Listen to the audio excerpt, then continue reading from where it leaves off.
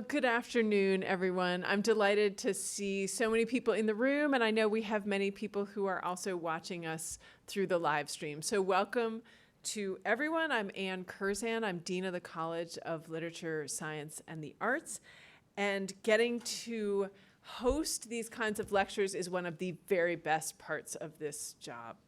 So thank you for joining us as we celebrate the Kenneth G. Lieberthal and Richard H. Rogel Professorship in Chinese Studies. So before I introduce our speaker, Professor Ann Chih Lin, I want to share a little bit about the history of this professorship. So in 2013, Richard and Susan Rogel made a $10 million gift for the Center for Chinese Studies. The gift reflected Mr. Rogel's interest in the region brought about by his friend, Professor Kenneth Lieberthal, an expert on China's political economy. Professor Lieberthal encouraged Mr. Rogel to join U of M's delegation trip to China in 2005, which was a life-changing moment for him. He has said, "The more I learned about the country, the more I fell in love with it." And I know from having gotten to speak with you about China the way you light up when you talk about your experiences there, which has really been wonderful for me because, as you know, but not everyone here may know, I spent 2 really transformational years of my own life in central China teaching when I finished college. And it's been wonderful to get to talk with you about a country and a region that we both care deeply about. So in 2016, the Kenneth G. Lieberthal and Richard H. Rogel Professorship in Chinese Studies was established, named to honor Professor Lieberthal's scholarly expertise and Mr. Rogel's transformative support. Per the gift agreement, the holders of the professorship also serve as directors of the Lieberthal-Rogel Center for Chinese Studies. Directing the center is not Professor Ann Chih Lin's first leadership role. Professor Lin is an associate professor of public policy in the Gerald R. Ford School of Public Policy, where she has been curriculum manager since 2016. She represents the school in its relationships with Chinese universities and co-created and leads its graduate global experience course on current Chinese policy. Professor Lin created the school's 2-day integrated policy exercise required for all first-year students and teaches its core politics course and graduate and undergraduate policy seminars on immigration and voting. As a political scientist, Professor Lin's research focuses on policy implementation and national, racial, and ethnic differences in beliefs and behavior.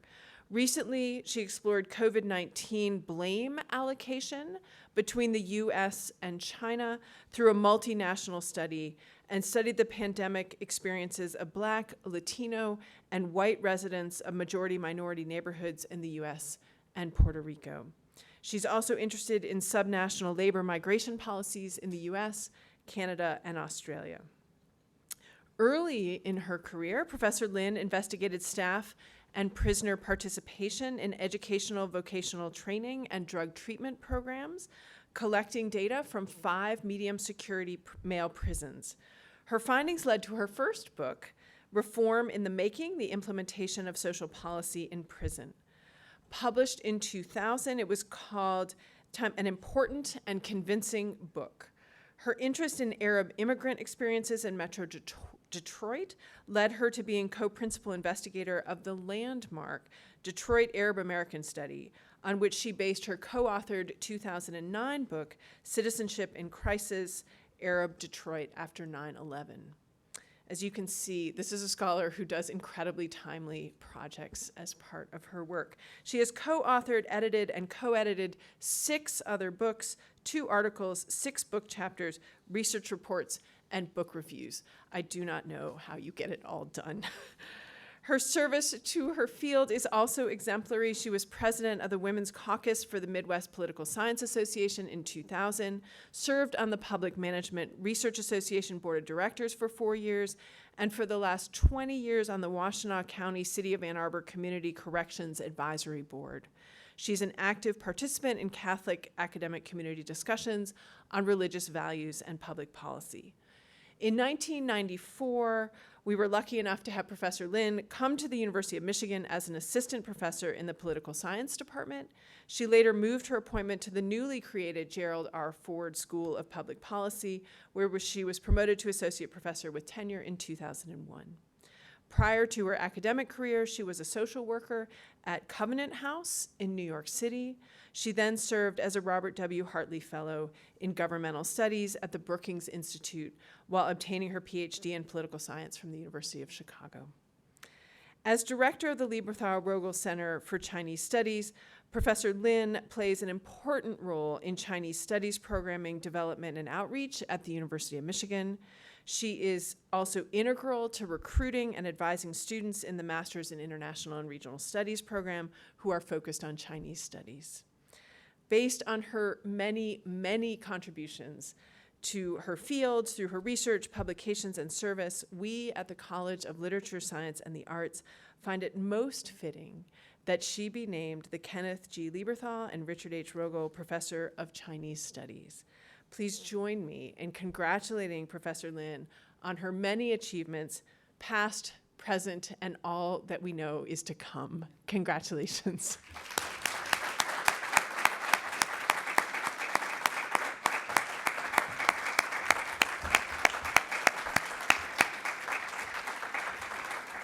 So we started a new tradition a couple of years ago where before I turn things over, I get to ask the speaker a couple of questions. And the first question, which we love asking just for students and for all of us as colleagues here, is how did you discover your field? How did you come to do what you do? Well, I think you can tell from that very generous introduction that you read that I really don't have a field. You know, I just sort of move around as the case may be. But I would say but I will tell you how I got involved in this project, which is that friends of mine who are engineers in the engineering school were very upset about this issue many years ago. And they got in touch with me and they said, we want to send a letter to somebody in Congress. Can you tell us who to send it to? And can you read the letter? And so I didn't really know very much about the subject, but I read the letter, I corrected the English, I toned down some of the passages, and I thought, this is really important. Why aren't people talking about this? And so over the years, I've just been pulled more and more into this, and I really think it says something, about the University of Michigan, where our boundaries between schools and departments and disciplines are low, where we can really work with each other, scientists, social scientists, humanities faculty, arts faculty, and really sort of work together to find important projects to work on. I have to scoot here so people can hear me who are live streaming. I think in some ways you've started to answer this, but the second question is, what do you find the most rewarding part of your work? And sometimes I phrase it as, what gets you up every day to go do the work that you do? Yeah. When I wrote the prisons book, I really felt like I was lifting up the voices of people who wouldn't be heard, both prisoners and staff who were in these institutions. And then, as I've been tremendously lucky to wander through my career, I think that's always stayed with me. Who here is not being heard? Who here needs to be heard? What difference would it make if we heard them? And so that's what gets me up. Well, thank you for this talk, and I can hardly wait to hear it, so let me turn it over. Thank you.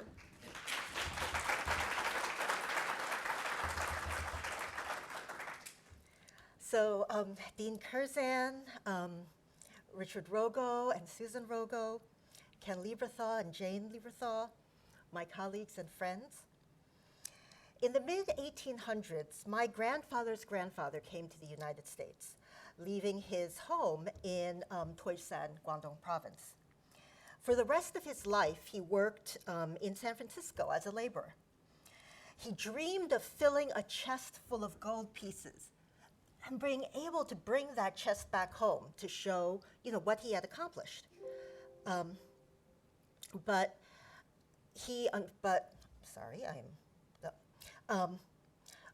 our family legend tells that, when he was almost done. He had one more coin left, and he figured the best way to get it would be to go gamble, which was a really bad choice. And he lost most of the coins in his chest just trying to get that last one, and so he was never able to go back home. However, during all this time, he was sending money home. And he told his son that he had to use the money that was going home for education. He needed to study, and his grandson, his son's son, needed to study so that they wouldn't end up a laborer like him. In 1936, my grandfather came to the United States.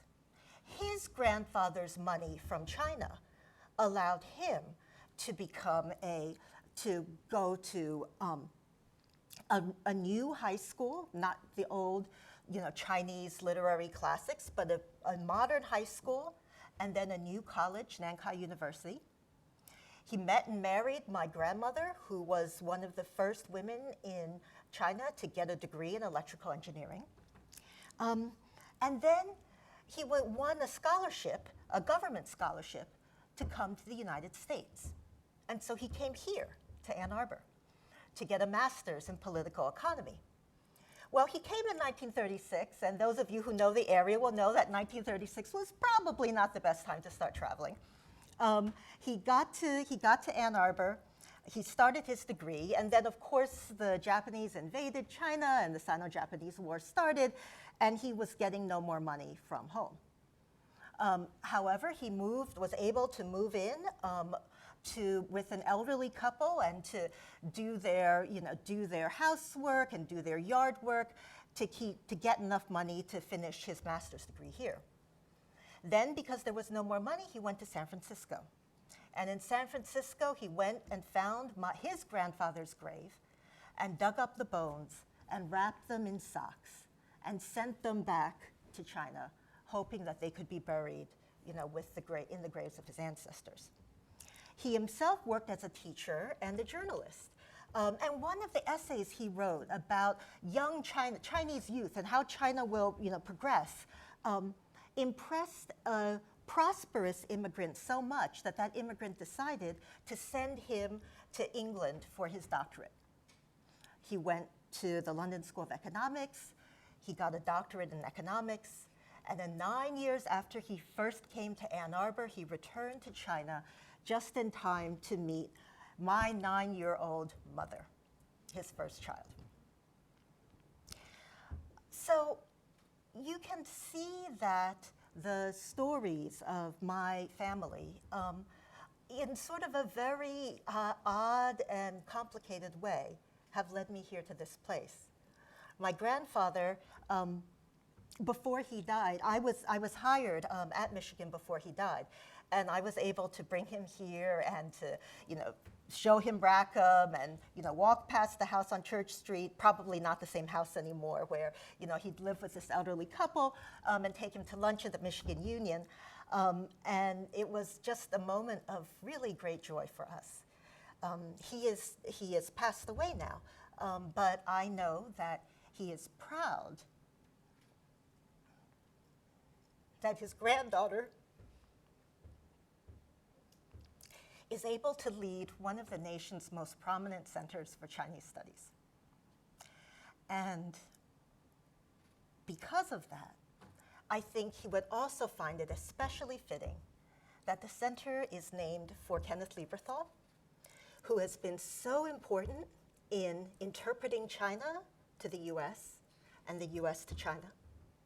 And also incredibly fitting that the name honors Richard Rogel, whose love for China has really, brought about not only this transformative gift to the center, but is illustrated in so many ways in the lives of the companies that you support and the university, that you support. So thank you very much. So now I'm going to tell you about another Chinese immigrant. People who can't figure out, okay, there we go. All right, there we go. And probably you can do this for me. I want to click on that link, if I can do that.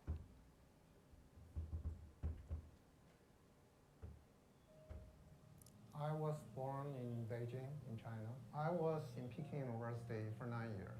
And during that time, I met my wife, Chih, and we came to the United States together.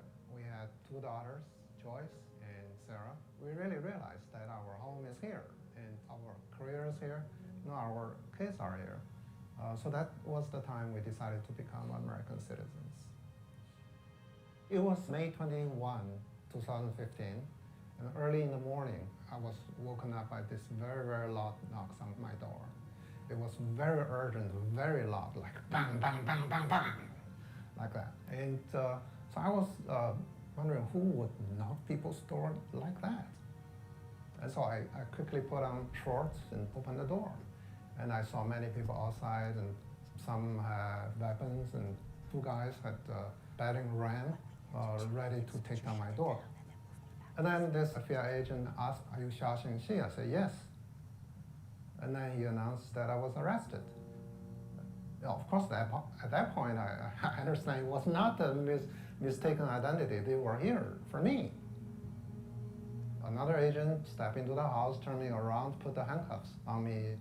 Armed agent in bulletproof vest ran into the house yelling, "FBI, FBI." My wife was opening her bedroom door. The FBI agent pointed a gun at her and say, "Hands up." And then they got Sarah and then Joyce. So they all came out at gunpoint and with hands raised. The United States Justice Department is saying that the chairman of the Temple University Department of Physics is an international spy, passing off technology secrets to China. This world-renowned physicist now faces 4 counts of wire fraud. He faced a maximum sentence of 80 years in prison.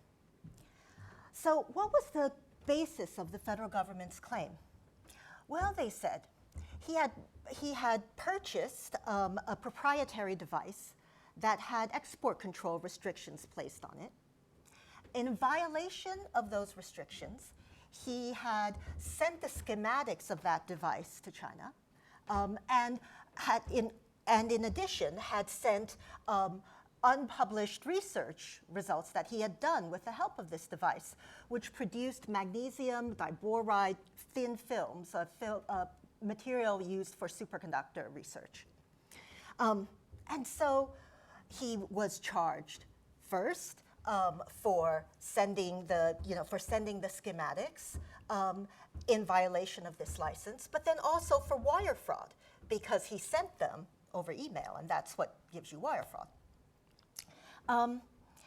So as it turns out, after he was arrested, a bunch of scientists started coming forward, and they said, I don't think the schematics that you're showing us are the schematics for this proprietary device. And it turns out that what Professor Chih had sent over email to China was a completely different device, using a completely different chemical compound, and not restricted in any way, his descent. And furthermore, that the research that he was sending was research that was published openly, not secret. Right. And so, after that, the government decided that it had to drop its charges. Now, they'd only kicked him out of the house at gunpoint, made him stop his research program, forbidden him to contact even his postdocs, his colleagues. But sorry, we got some statements from some scientists, and we've decided that we were wrong. Right. So, well, what did the FBI learn from that? And the FBI learned from that maybe it didn't do science very well. But instead of deciding, all right, maybe we should learn some science, or maybe get some experts to help us interpret the science, what they did instead was say, you know what? We don't need to know the science. All we need to do is follow the money. If we figure out that people are communicating with China, and we think that part of that communication is doing work for China that they could be paid for, then we know what they're doing is wrong. We know that that in itself tells us that they've committed a crime. And so what do you see in the characteristics? Remember Professor Chih's cases in 2015. After 2016, what do you see? Well, first thing, you see false statements. People are being charged for failure to disclose that they participated in a Chinese talent program, or failure to disclose that they had been on a review panel, like for the Chinese version of NSF, failure to disclose that they'd received grants from an agency in China. Then they're being accused of wire fraud, which is making those false statements, which then can lead to some gain. You get money out of that over email, basically. Over wireless communication becomes wire fraud. Okay. And then the final thing that they talk about is tax fraud. Failure to pay taxes on honoraria you received in China, or salary you received from China, or grant money you received from China. Now, I hope the people in the audience who have gotten grants are saying, wait a minute, grant money? You don't pay taxes on grant money. One of the things that we discovered as these cases began to multiply is that the FBI didn't know much more about university activity than they knew about science. And so think about the false statements. They've prosecuted multiple people for the fact that they did not disclose that they were involved in these Chinese talent programs or had these relationships. And it turns out that when those faculty entered those relationships, disclosure was not required.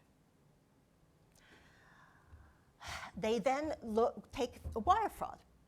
They look at the fact that they've haven't disclosed their participation, so they're taking money from China.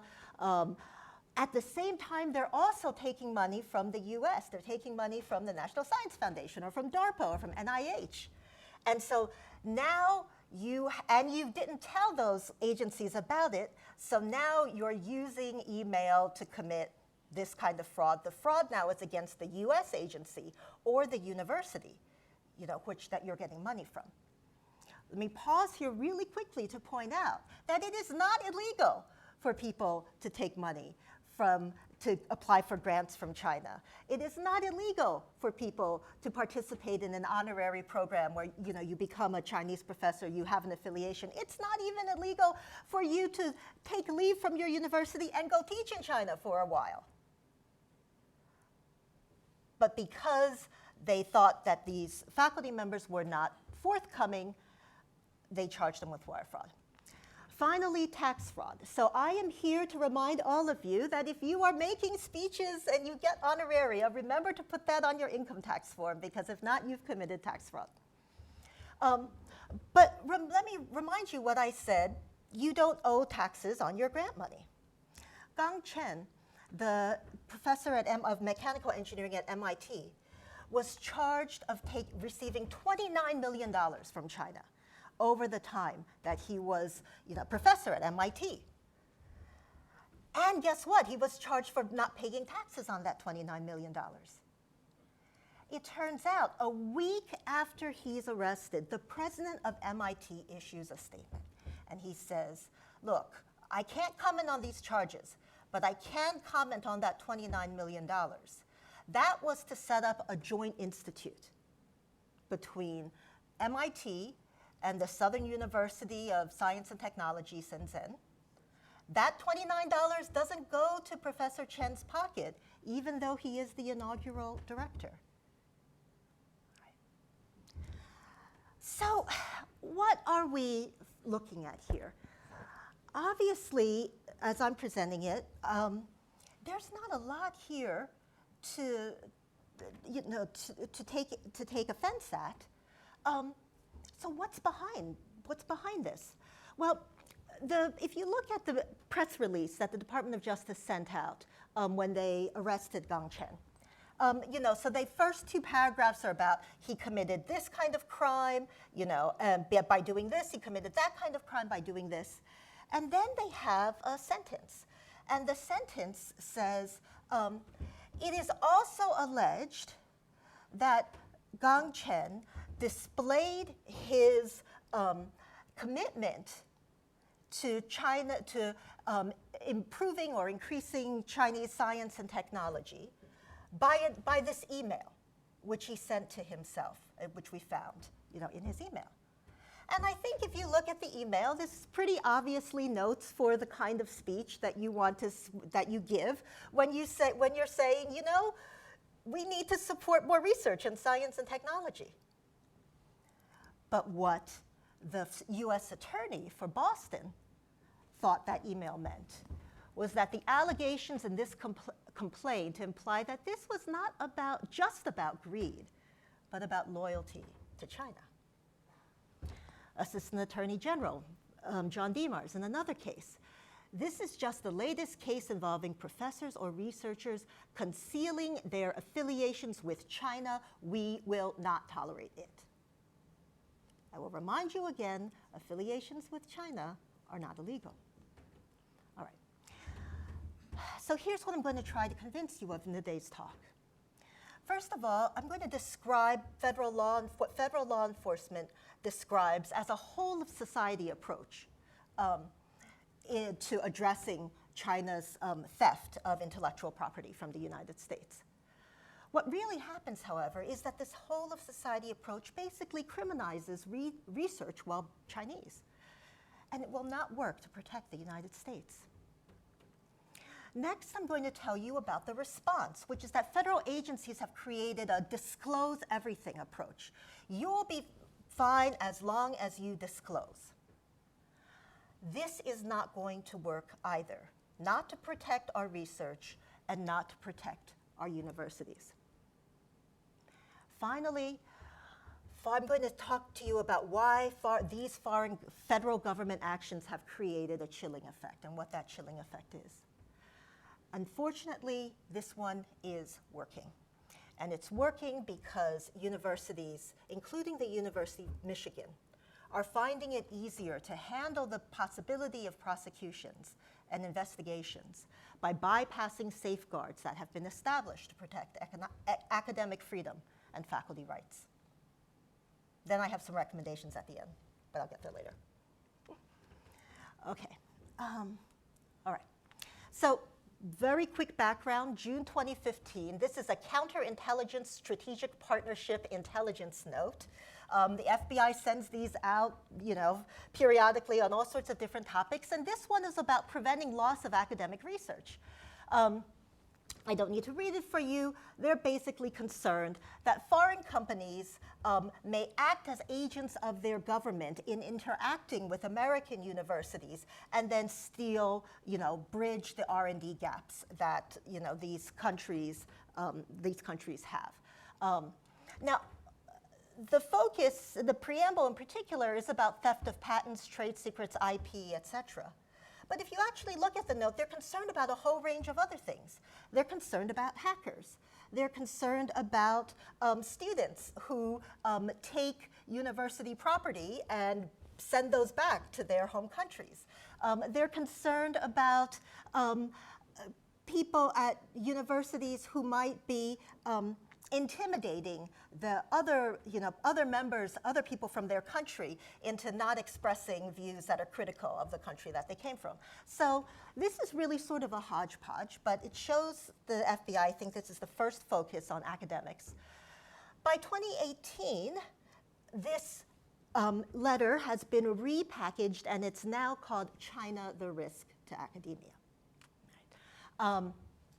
And the emphasis here is on China, but really on America, that our universities in particular are trying to protect this culture of collaboration and open science, but in doing that, bad people are taking advantage of it. This is a 2018 National Counterintelligence Security Center report about foreign economic espionage. It focuses on China, Russia, and Iran.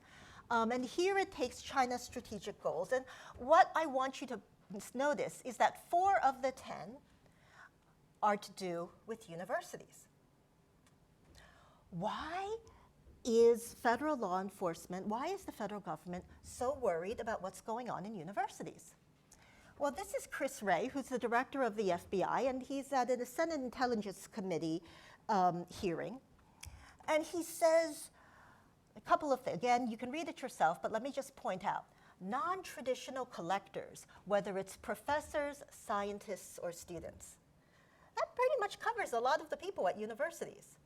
He's saying all of these people, non-traditional collectors. There's a level of naivete on the part of the academic sector. We have to view the China threat as a whole of government threat, not just a whole of government threat, but a whole of society threat. So you go back to those professors, scientists, and students, those people you wouldn't expect, their whole society is in it to steal our stuff. And we're therefore going to require a whole of society response in order to prevent this. Right. This isn't just coming from the FBI.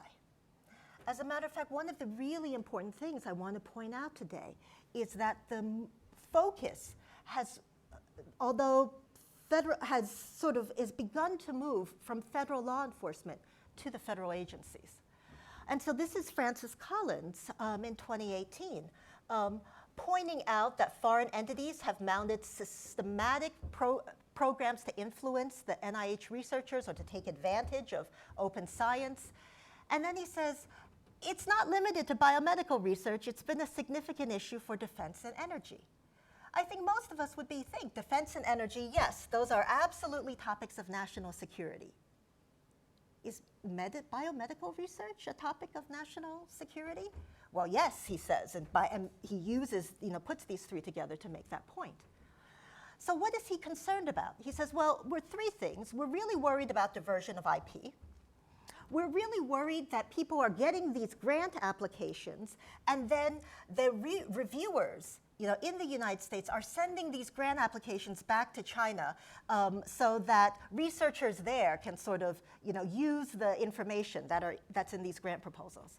And then finally, we're worried about the fact that these researchers are not disclosing the substantial resources that they're getting from other sources, which threatens to distort decisions about the appropriate use of NIH funds. All of a sudden, we've moved from we're stealing sensitive technology to we're stealing research money, not in the sense of like breaking open the bank, but in the sense of you're getting research money from China, so why are you also asking for research money from us? All right. Let me give you an example from talent plans. So those of you who don't know, these are a program that China national government has created and funded through the United Front, through its United Front organizations at different universities, pretty much at every university. And they go under many different names. 1,000 Talents is one name, the Changjiang or Yangtze River Scholars is another. And the FBI says about these talent plans that they all incentivize its members to steal foreign technologies, and that members of these talent plans are required to share new technology developments or breakthroughs with China. If you look across multiple talent plans from different universities, what you will find out is that universities themselves administer their own talent plans, and that every single plan is customized for the researcher. And so some researchers may be able to come in the summer. That's how the plan is written. Some may be able to take a sabbatical year. That's how it's written. Some may not be able to go to China at all, but they'll take postdocs from China. That's how it's written, okay? And that it's important to understand, again, that when you look at universities' incentives to do these, some might be interested in stealing IP, but others are to add these well-known names of scholars, both Chinese and non-Chinese, to their rosters. Why do they need to do it through talent plans? Because China is not attractive enough yet to have these foreign scientists move there permanently. And so instead, they try to attract them part-time. Now, these faculty use Chinese as well as non-Chinese affiliations in publishing, and therefore, the university, of course, gets more renown, gets higher citation counts for having these faculty on their rosters.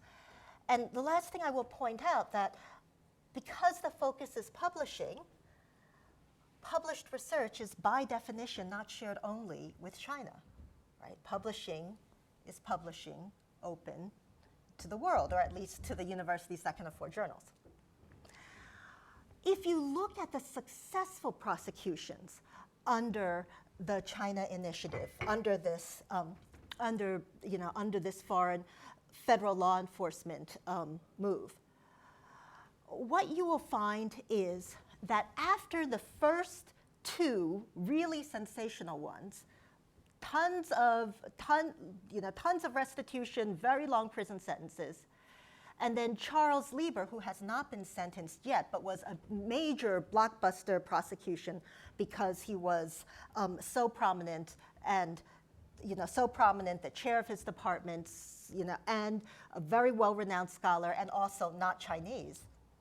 If you look at the other prosecutions, what you're finding is that they're getting 3 months prison, a negotiated guilty plea with only restitution. Ming-Ching Xiao's case, which came down a week ago, is a mathematician. He's a mathematician, at Southern Illinois Carbondale.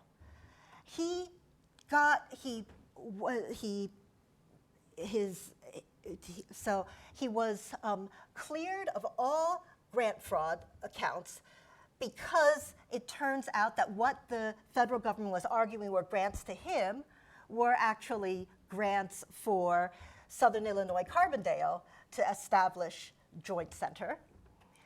But he was convicted of a failure to report his Chinese bank account. He was given a year's probation and a $600 fine. And then most recently, just 2 days ago, Feng Tao, at the University of Kansas. This was a very high-profile conviction last December because his case was written up in the New Yorker magazine. So he was charged with 8 counts. The jury found him guilty of 4, and the judge yesterday at his sentencing threw out 3 additional counts. Again, the only thing he's now guilty of, is the failure to disclose the Chinese bank account. All right. So if all of these cases are about disclosure, and if judges are realizing that the disclosure the federal government the lack of disclosure is not serious, why are we worried?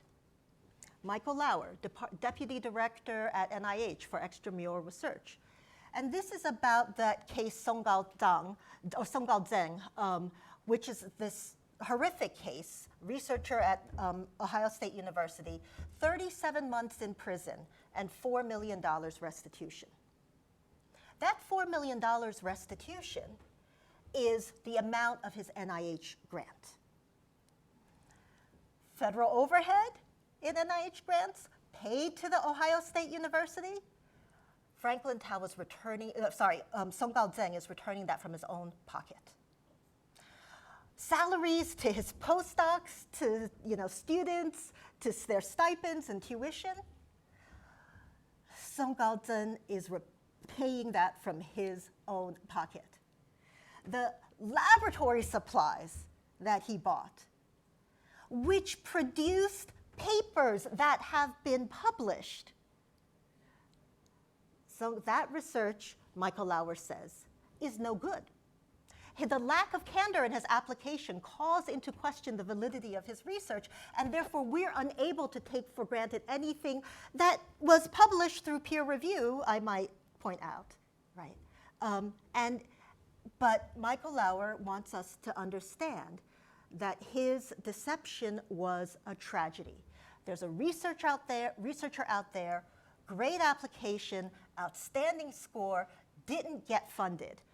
That researcher probably was going to make these great discoveries that would help us cure cancer.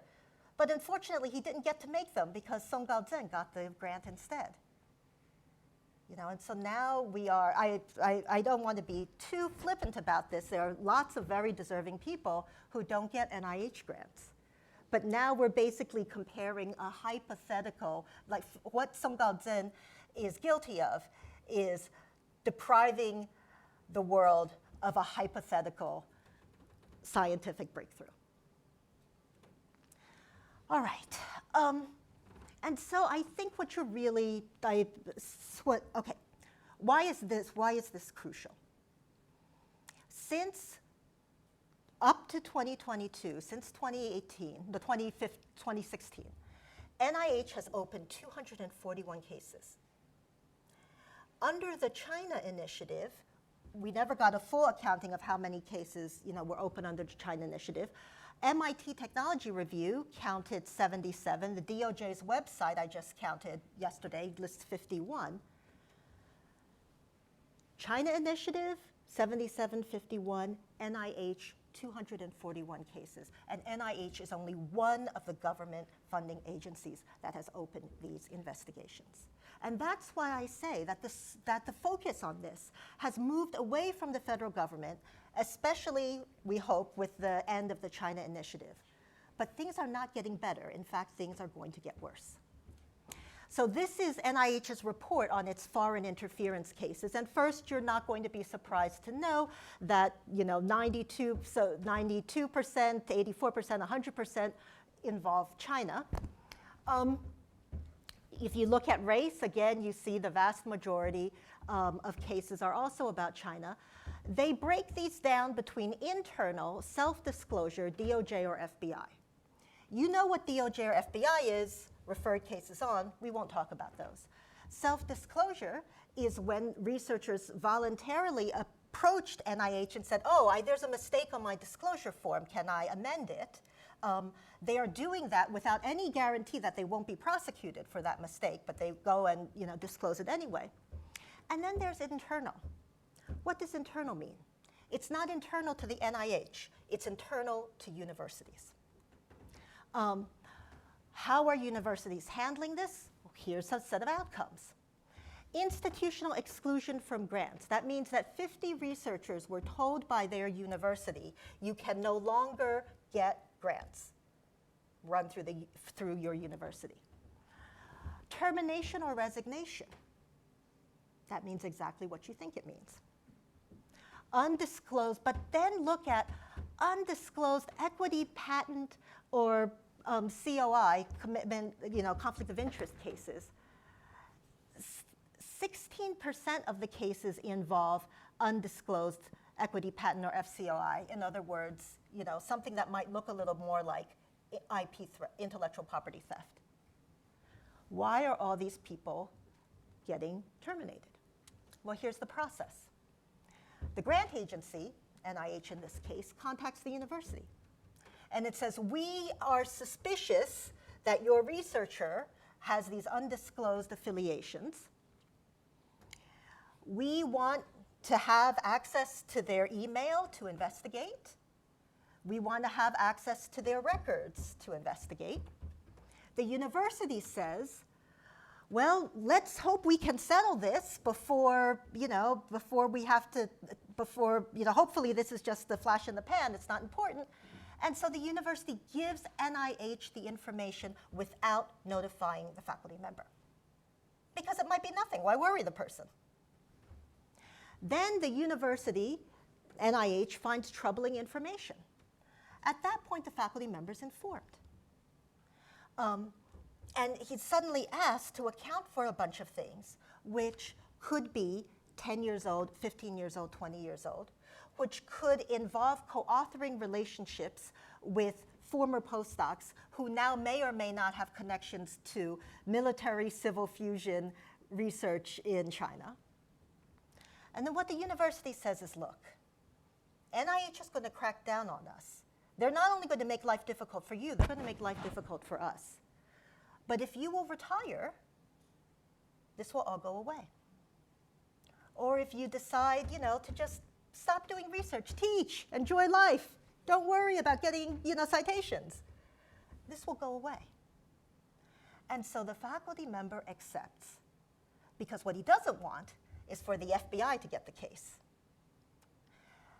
When the faculty member voluntarily decides to retire or resign or close their research program, there is no board that hears that decision. There is no appeal. He's done this voluntarily. And so we never hear that this is going on. Last summer, I put together a survey for the Association of Chinese Professors here, and we then sent the survey to other associations, similar associations around the country, and 4 other universities used our survey instrument to survey their faculty. One of the things that this survey told us is that we have 4 people at the University of Michigan who've undergone that process that I've just told you about. Voluntarily, quote unquote, resigned or retired or closed their research labs. We have this larger sample through our survey. And what we find is that 32 people out of the 5 universities, and to be perfectly frank, it's 32 people out of 3 because 2 of the universities didn't have any of these cases. We asked them whether they had been questioned by the university, whether they've been questioned by law enforcement, and whether they've been questioned by funding agencies. And let me point out to you that the largest number, the source of questioning is from the university itself. 91% of those people who were questioned say that nobody ever told them that they had rights, And again, think about this. When the general counsel calls you into his office, nobody's giving you a Miranda warning. Nobody's looking at the AAUP list of faculty rights and responsibilities and saying, maybe you want to read this before you talk to the general counsel. Right. So you have to wonder if federal grants are a trap for Chinese. 71% of the Chinese American researchers we surveyed said that they don't feel safe, or that they feel safe at the moment, but they are not sure that they will. They're worried about the future. 28% have considered avoiding federal grants, but 48% feel they have no choice but to apply. I don't have an NIH grant, for which my dean is very sad. But we have a lot of physicists and chemists and chemical engineers and mechanical engineers and astronomy faculty, and if they don't get these large-scale federal grants, they have no research. Right? So that's what these people are saying. They are scared of what's happening, but they have to keep going. They have to apply for these grants. They don't have the option to say no. And 40% feel that if they do run into trouble, the university is not going to defend them. One last point, and Rich, this might be incredibly, especially interesting for you. We asked people whether their universities encourage collaborations with China, Chinese colleagues, Chinese universities before 2018. 77% said that universities encourage them. Only 9% think universities still encourage them. And yet what these researchers are getting pulled into is a set of collaborations. They weren't tricked into the collaborations. They entered upon them willingly and joyfully. But they did them with institutional support. And now they don't think the institution's going to have their back. This is from Xie, who many of you will remember, sociologist, used to be at now at Princeton. And what he did was he used web crawling technology to basically scrape the authors of articles in a couple hundred scientific journals, all different kinds, all different sciences. And they looked for people who had, it's more complicated, but they basically looked for people with Chinese names whose first appearance in the journals was with an American affiliation, an American university, But then future, subsequent affiliations were only with a Chinese university, no longer with an American university. The top half is and they use that basically as an estimate of who's moving their China or who's moving their research to China. The top graph is junior scientists. And you can see that the shaded area after 2018, the lines trend up. The bottom is senior scientists. And again, you see that same pattern. And the bottom is the one we should be worried about, because junior scientists, postdocs, young assistant professors are going to go back to China. They're going to go back to their family. They're going to raise their children, in their homeland. But people who have invested 20, 30, 40 years in the United States, if they are leaving, we are up a creek. All right, so the federal government tells us that disclosure is the solution. And I was going to bore you with this, but I've decided that to have pity on you. I was going to show you the University of Michigan Conflict of Interest, Conflict of Commitment training. And those of you who have done this recently will remember you click on the button for the training, and it's very long. You have to scroll down multiple pages, and the font gets smaller and smaller as you scroll down. It lists of things that you have to report and lists of things that you don't have to report. But this is how universities like ours are trying to protect their scientists. There's a national security presidential memorandum out that said, look, this is a little bit crazy. All these disclosure requirements on all our agencies are going up, and we're getting a lot of pushback. And one thing people are saying is each agency has a different set of requirements. And so NSPM 33 said we need to mandate a standardized disclosure requirement. OSTP just issued implementation guidance for public comment. The public comment period is up at the beginning of November. Read the guidance and write back. But again, all of this is sort of premised on the fact that if we can only get people to disclose everything, they will be fine. And if you talk to OSTP, which I have, or if you talk to OVPR at which I have, they will say, what we want is people to come and talk to us about their affiliation so we can head off potential problems. That's what they say about conflict of interest. It's not that you can't start a company. It's not that you can't work at this other university too. We just have to be able to figure out how to manage that. And the OSTP, bless its heart, thinks that the problem is unmanaged disclosure. Acting Attorney Patel doesn't think that the problem is disclosure. We hope, this is back to Song Gaozhen, prison sentence deters others from having anything to do with China's so-called Thousand Talents Plan or any of its variations. Right? The problem isn't disclosure. The problem is the affiliation. DARPA did a draft risk matrix, and thank you, federal government, put it out for comment in September 21. And you look at this matrix, and you realize that people who have some foreign ties, what is a tie? Family, friends, professional ties, financial ties, are by definition at moderate risk. If you have those ties with a strategic competitor, Russia, China, you are of high risk, which means that every single Chinese immigrant who still has a father, a mother, a brother, a sister, college classmates in China is by definition high risk. Before you do anything else, they could be a professor of Chinese literature. All right, so here's the fear. University of Michigan, beginning of World War I. The beginning of World War I, nearly 1,300 students, a quarter of all students took German.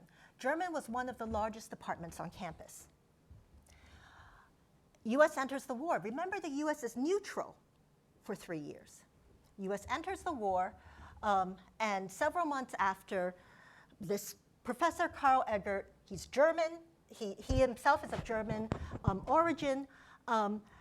During the period of neutrality, he made some speeches saying that being pro-American doesn't mean that you're being pro-English, right?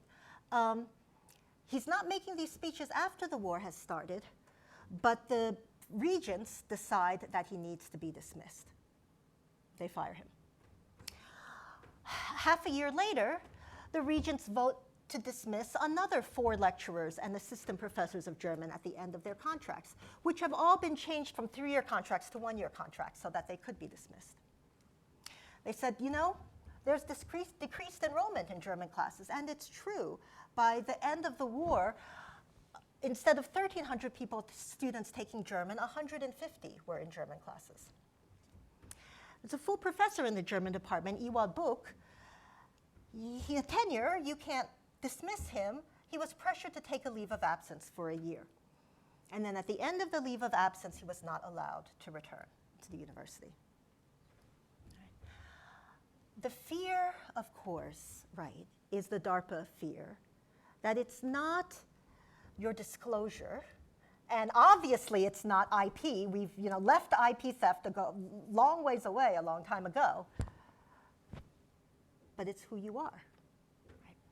Right? Well, so here's the good thing. DARPA changed its risk rubric.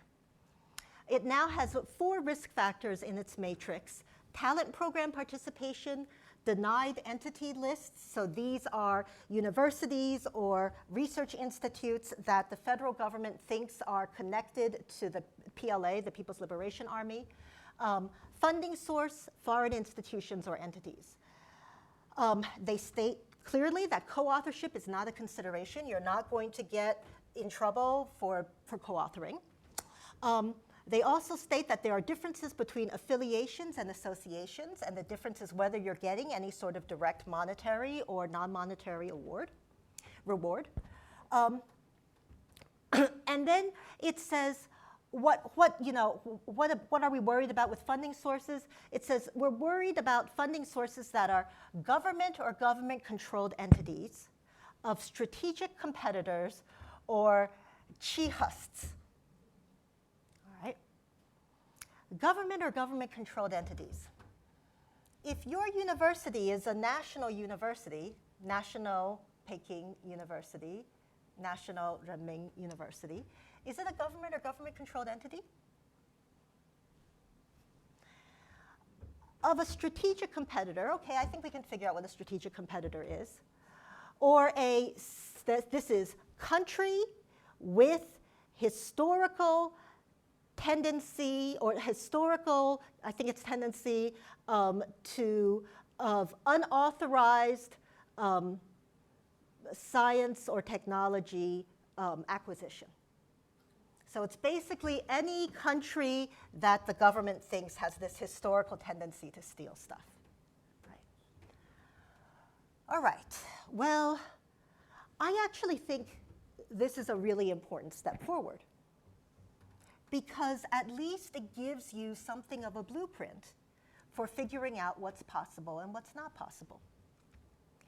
The problem, of course, is whether we're really talking about strategic competitors or not. Strategic competitors are not enemies. I had a slide saying if China is an enemy. I took it out. Instead, I said, let's just think about strategic competitor. What could we do if we took that seriously? We took seriously it wasn't an enemy. Well, the federal government could pass laws about talent program participation. If it really is going to be something that you're investigated for, then just go ahead and tell us we shouldn't do it, right? Don't trap people into thinking that it's okay. Professional and scholarly associations could create expert panels to advise on sensitive and non-sensitive technologies. I'm not going to tell the physicists, and God knows the FBI shouldn't be telling the physicists what's sensitive. But we have ways to figure this out. This is not a problem that the US government has never solved, right? And if you want to bring this back, what is the problem we're trying to solve? The problem we're trying to solve is not disclosure. The problem we're trying to solve is not that the University of Michigan is making me fill out a conflict of interest form and I didn't read the damn thing carefully enough, right? The problem we're trying to solve is sensitive technologies. So let's get experts in to solve that. American and Chinese universities could create a set of mutual guidelines. The University of Michigan has amazing joint institutes. Other universities have joint institutes. They could get together and sort of think about, all right, what are our guidelines for collaboration? Obvious one is focus on basic research, right? Focus on research that's going to be published openly. That is not a secret, right? Other issue is think about research that turns into IP, that turns into something you can commercialize or something the military might want to use. What do we do then? Do we have a protocol for handling this? Again, universities know how to figure this out. And and as long as universities in China are able to negotiate their own agreements, as they were for the talent plans, then you might even be able to get cross-national collaboration on some of these principles. Right. Finally, I think we need to realize this. If China is a strategic competitor, but not an enemy, that means we really need people who understand what the competition is doing, who can help us figure out how to read what's going on, how to broker agreements when it's possible, how to disagree when it's necessary. And so I end up my talk today in the same place that I started it, hoping that we will have more scholars like Ken Lieberthal, who have been so important in creating that kind of a bridge, and more generous donors like Rich Rogel, who have been so important in really strengthening the ties of affection and friendship that we need if we're going to exist in a world where we have strategic competitors. Thank you.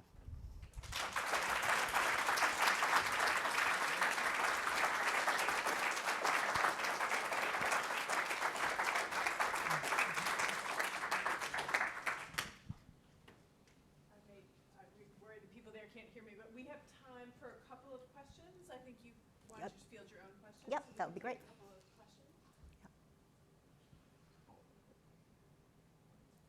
Yes, please, David. So I'd like to ask you to talk directly about the racism issue. And so there's a number of different people through history that the U.S., elements in the U.S. did not trust.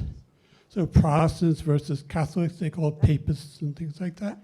Japanese is sent to Manzanar. And then Israel spies and so forth. Yep. And so is racism aggravating this? Racism is obviously aggravating this. But one of the reasons I sort of walked through this project the way I did and why I hope to have this project that I have now sort of been pushed into doing, right, is a project that sort of thinks about historical situations when the U.S. is confronting competitors or enemies, that it fears, and what happens then to the people, who are of that country. And I think it's interesting to start with Germany because one of the the obvious place to start would have been Japan, right, and Japanese internment camps. But one of the things that I think is important to understand about racism, right, is that it is not just, fear or suspicion of a people, but it's also government and societal structures that enable that fear and suspicion, right? And a really important thing to know about Japanese, at the time of World War II, is that Japanese immigrants were not allowed to become US citizens, right? And so their political ability, their political effort, their political power, and the political power of their allies, was already greatly restricted. Exactly. We're not in that situation today. My father, in a moment of despair and grumbling, said to me, "I don't think things have ever been so bad for any immigrant group in the U.S." And I just looked at him and said, "Come on, right?"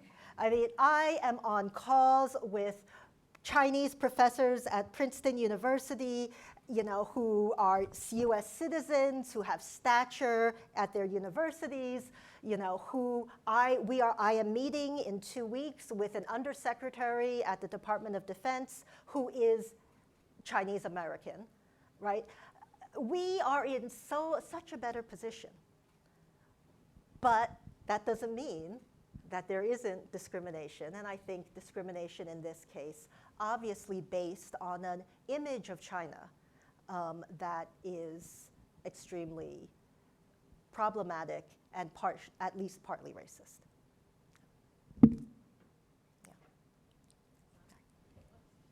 I turned it off. Thanks, Anne. This is a great talk. You need to give this talk like everywhere, including DC. So I hope you continue to do this talk and do it there. I think that's really important. And testify. And I have a comment question. So one thing I want to suggest is that the goal of the China Initiative, or the goal of these things in general, is decoupling, and is about reducing China's ability to compete, cutting ties, not allowing for sensitive technology. So I don't think it's about disclosure. I think it's really about this much more aggressive goal, at least among some people in the government, in both the Trump administration and continuing in the Biden administration. And it's because they see the strategic competition as zero sum. And that's why biomedical research is a target, because they see this as, if China cures cancer, then all of the benefits, the monetary and other types of benefits, will go to China. And so discounting the fact that would be a huge public health victory. So what do we do if that's the real goal, and it's not just about reducing risk? Because I think that is the goal for some people. And then just a brief, maybe you want to comment on it. Do you see any change between the two administrations? Those are the really great questions. Decoupling, yes. I think there's this very strong constituency in the granting agencies and cabinet departments for decoupling. And the part of what part of why you ask people to disclose is so you get the opportunity to say to them, are you sure you want to do this? I don't think you should be doing this. Your life would be so much easier if you didn't do this, right? And so I think it's a sort of soft way of getting people to voluntarily give up, collaborations and ties, et cetera, et cetera. I don't think that's the emphasis in law enforcement. I think Department of Justice has basically, their view of this is, China is evil. Everything, and therefore anybody that does anything that connected to China is probably evil. And if they're not probably evil, then at least they're, creating the near occasion of sin, right? So, yeah. The second question, a difference between Trump and Biden. When you start going back and look at these cases, one of the things you see is that this was happening in the Obama administration, in not as coordinated a way, but it was absolutely there. And I think you would know better than me, but it seems to me that the Biden hawks on China are more hawkish than the Obama hawks on China were. It's not entirely clear to me that those hawks have focused very much on the science side. And that I think you can make an argument, right, that there is, this is to come back to what David was saying earlier, it's not nothing that even in all of these, law enforcement, pamphlets and things like that, they always say, the vast majority of Chinese Americans are wonderful people, they have great food, they smile a lot, they do good work, we're not blaming them, but, so, and the fact that they have to say that, I think reflects, something important in our, in our public life together. But I think they have, when I spent a year in Taiwan when I was in 7th grade. I went into 7th grade. My brother, who was here, went into 3rd grade. And he was asked to write in the 3rd grade an essay, 小学生怎样保密防谍. How can elementary school students protect our secrets and oppose the communist devils, right? I think there are a lot of people in our law enforcement who have who are wearing that kind of blinder. So, Professor, okay, I'm going to have to, I'm afraid, stop this here, but I want to thank you for this incredibly powerful and important talk that is essential as you're highlighting the issues, the concerns, and your recommendations for how to move forward, because collaboration with China is essential to the mission of the University of Michigan and so many universities across the United States. So thank you. We want to present you with a small token of our... LS&A swag, this is great. You get LS&A swag. And please join me in thanking people. Thank you so much. And we hope you will stay. There is food so that you can ask your questions and talk with each other. This is an incredibly important topic.